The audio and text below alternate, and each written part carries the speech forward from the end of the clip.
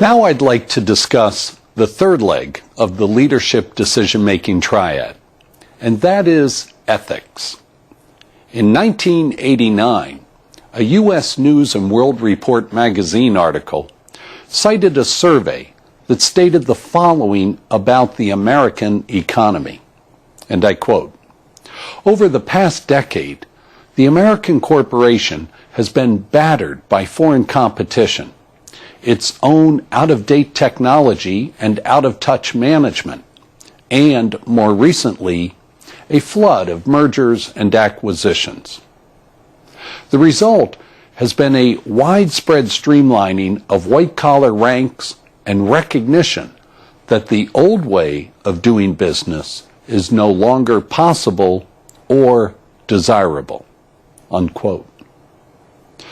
I find this article very interesting and at the same time very disturbing because not much has changed in the past 15 years.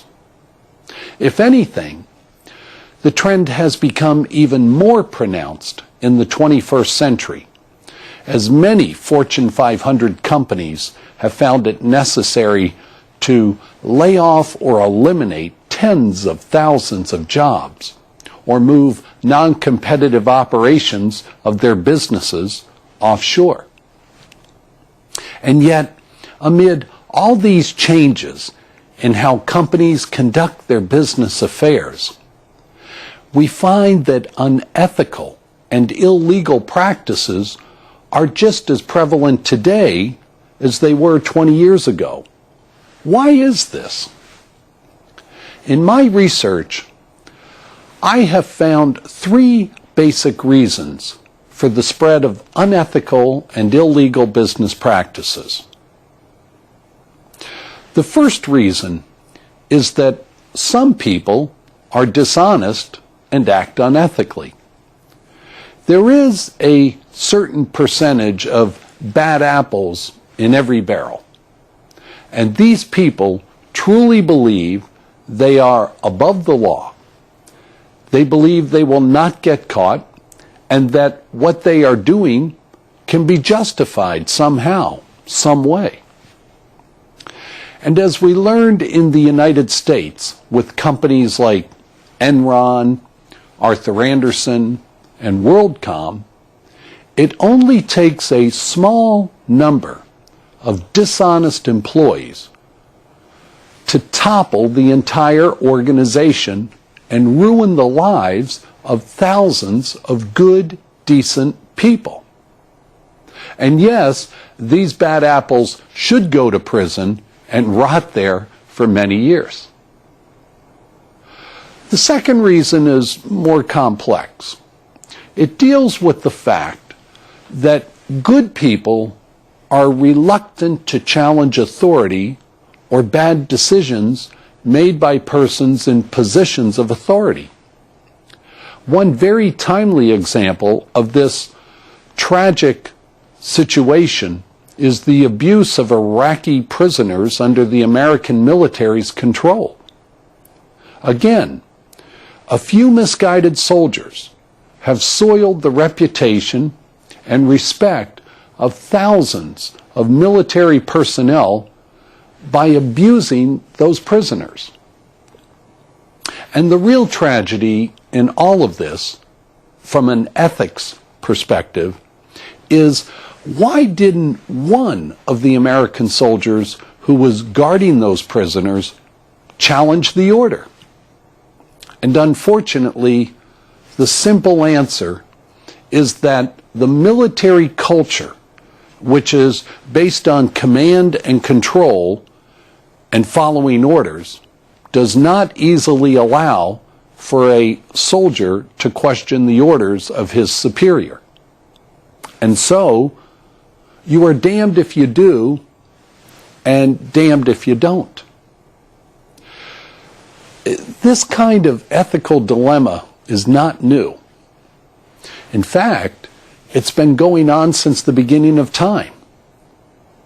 But from a decision-making perspective, we must learn how to create checks and balances within our military and other command and control organizations so that bad decisions can be challenged without the subordinate being subjected to a court-martial or other punishment for disobeying orders.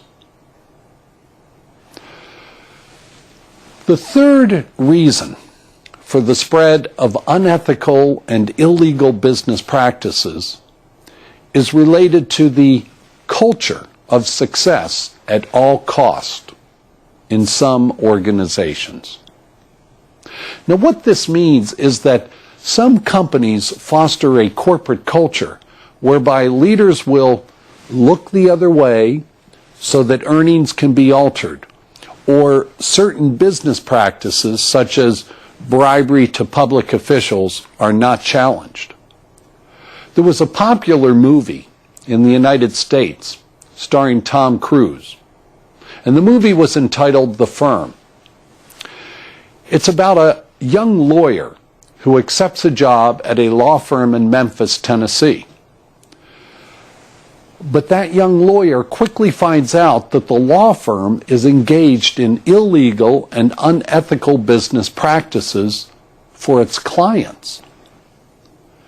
When several lawyers in the law firm start dying in mysterious ways, the star of the movie, Tom Cruise, realizes he's next in line to die unless he finds a way to help the FBI indict the bad guys and escape. Well, I don't want to ruin the movie for you, but it's an excellent example of how a company can create a culture of success at all cost. It's also a good case study in terms of why most of the lawyers in the firm who know about the firm's illegal activities in the first place don't blow the whistle on the bad guys. Now, some aspects of ethics in the decision-making process are not so clear. And as you know, not everything in life is black or white. I think we've all been exposed to the dilemma of ethical decision-making. And frankly, most of us have probably struggled through the process to some extent. Consider this textbook example. An opinionated senior manager ignores the red flags. Employees are fearful of political reprisals, so they do not speak out. Or a team becomes so caught up in fulfilling its mission that it fails to consider the downside of a plan that is flawed. The end is always the same: a poor product, wasted time and money, and a negative reputation. In each situation, poor decision-making that included ethical lapses was a major factor in the negative outcome. Ethical decision-making will always be a challenge for most employees, and certainly most managers.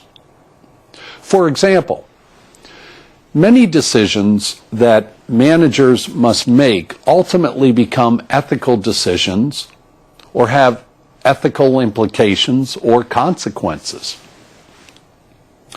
Once we leave the realm of relatively ethical-free decisions, such as which production method to use for a particular product, decisions quickly become complex.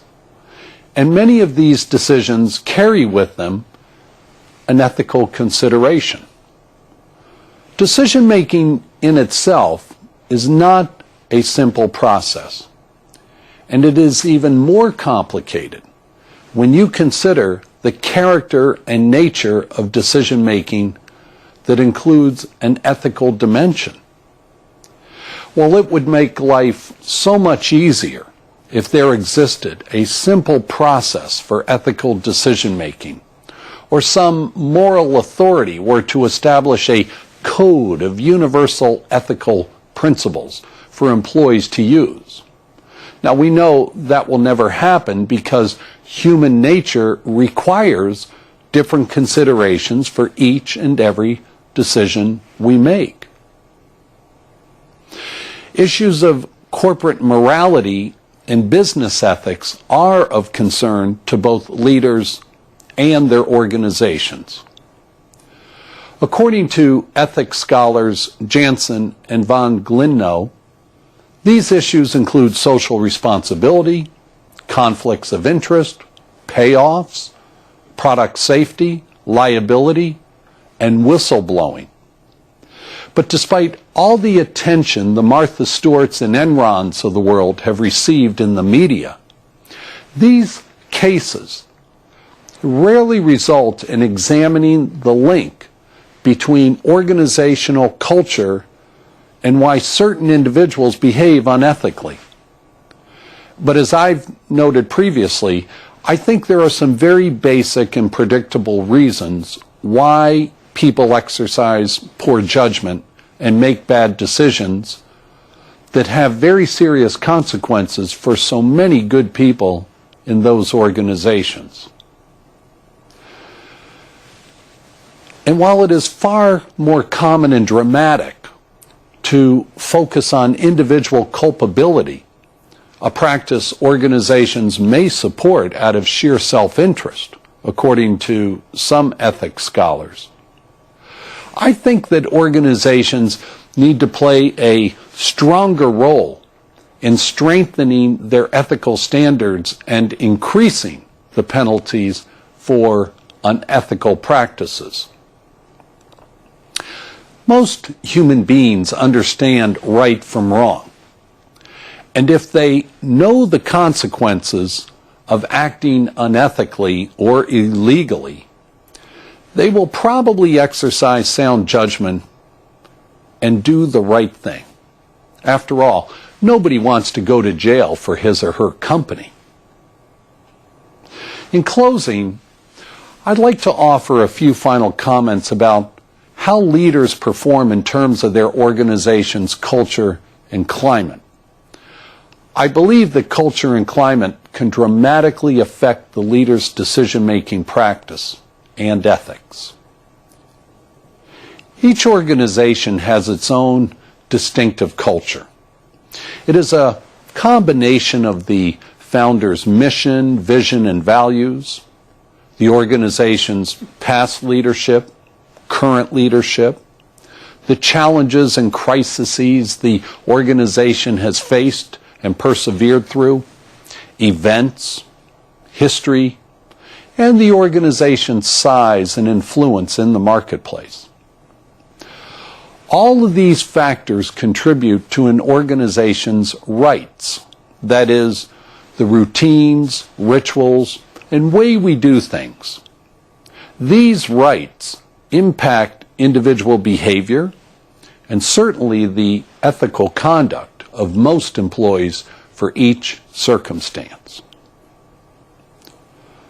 The organization's climate is the feel of the organization, the individual and shared perceptions and attitudes of the organization's members.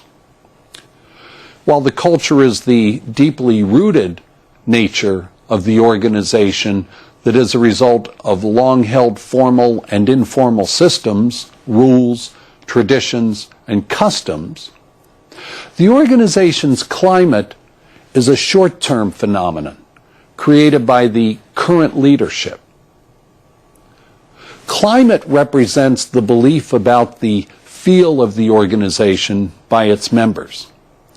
This individual perception of the feel of the organization comes from what the people believe about the activities that occur in the organization. And these activities influence both individual and team motivation and satisfaction. For example, survey polls suggest that America's military leaders are seriously concerned about U.S. troop morale following the negative publicity surrounding the treatment of Iraqi war prisoners. Obviously, this negative publicity will impact the climate of the soldiers in Iraq and it will certainly strengthen the resolve of Iraqi insurgents to fight the American soldiers. Now, the leader cannot always control the organization's culture and climate, but the leader can shape it by clarifying the priorities and goals of the organization, by establishing a system of recognition, rewards, and punishment for the organization, by allowing people to make decisions, and by allowing people to make mistakes and learn from their mistakes in an effort to grow confidence and breed success in the organization. According to ethics professor Ken Friedman of Norway, and I'll quote him, organizational climate is directly related to the leadership and management style of the leader, based on the values, attributes, skills, and actions, as well as the priorities of the leader. The ethical climate then is the feel of the organization, about the activities that have ethical content, or those aspects of the work environment that constitute ethical behavior. The ethical climate is the feel about whether we do things right or the feel of whether we behave the way we ought to behave. The behavior or character of the leader is the most important factor that impacts the climate, unquote. When people are trying to decide if they respect you as a leader, rarely do they consider your attributes. Instead, they might observe what you do, and this is how they discover who you really are. People will use their powers of observation to determine if you are an honorable and trustworthy leader. They will also decide if you are a self-serving person who misuses his or her authority to look good and get promoted. Self-serving leaders ultimately are not effective leaders because their employees are not loyal to them. And employees only obey the self-serving leader because they must do so in order to keep their jobs. And while the self-serving leader may succeed in many areas because they present a good image to their senior managers while creating an atmosphere of fear and intimidation that alienate their employees, these kinds of leaders eventually fail because loyal employees betray them or they show their warts and weaknesses.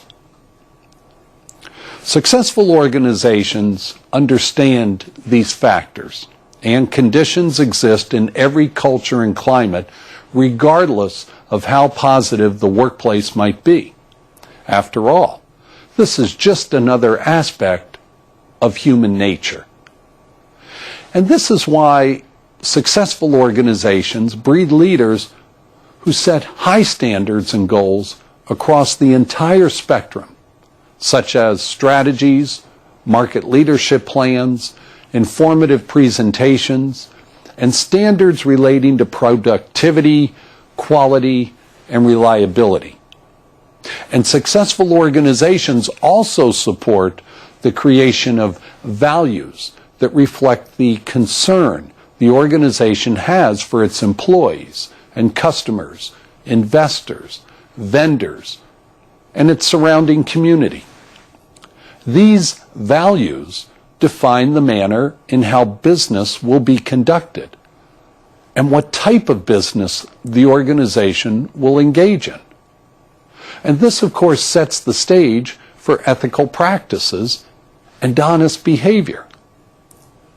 Successful organizations also establish concepts that define what products or services the organization will offer and the methods and processes for conducting business. Successful organizations understand that good leaders must have goals, values, and concepts to achieve long-term results. And these three factors, goals, values, and concepts, actually comprise the organization's personality, or how the organization is perceived by both outsiders and insiders. This personality defines the roles, relationships, rewards, and rights that take place on a daily basis in the organization. In the words of one scholar, and I quote, "The basis of competent leadership is honorable character and selfless service to the organization," unquote. And a leader who performs well must have a decision-making process that embraces the mind, the heart, and of course, ethics. As a leader, you will be judged and rewarded based on the decisions you make that affect the organization and its people. A respected leader concentrates on building trust and confidence throughout the organization. The respected leader also develops an effective communication style that reinforces his or her concern for people and ethical conduct when making decisions. The respected leader understands that people truly are an organization's greatest asset, and therefore the respected leader develops that asset by investing in people and mentoring employees and training them to perform their jobs to the best of their ability. And finally, I believe that the respected leader shares information. He or she believes that facts are friendly, and therefore, if people are given the honest facts, they will do the right thing. And this is how respected leaders achieve superior results in terms of their performance, but also in terms of leading a meaningful life. In the final analysis, the leader knows that he or she will be judged not on what he has taken from the organization, but on what he has contributed to its success. Thank you very much.